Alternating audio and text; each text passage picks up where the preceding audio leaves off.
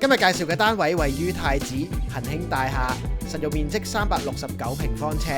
設計以溫馨及現代風格為主。陣位比較多係舊樓其中一個挑戰，今次我哋用隱藏式燈槽以及風屏部分天花帶出層次感，同時改善陣位遮擋導致照明唔均勻嘅問題，令空間觀感更加自然。戶主要求單位設有4張床，我哋將2房改為3房。新增嘅睡房利用客廳靠窗位置設置於梳化背面，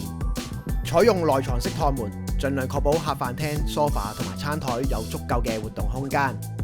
喺物料方面，部分牆身採用咗絲絨藝術漆，以及採用瓦面嘅飾面板，代替咗傳統嘅油漆或者牆紙，耐用、質感突出，又可以打造高級感嘅氛圍。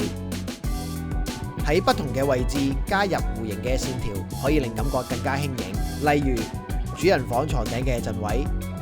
廚房通道嘅吊櫃玻璃、睡房櫃門以及房門嘅門框。今日介紹到呢度，唔知大家中唔中意今次呢個單位嘅設計呢？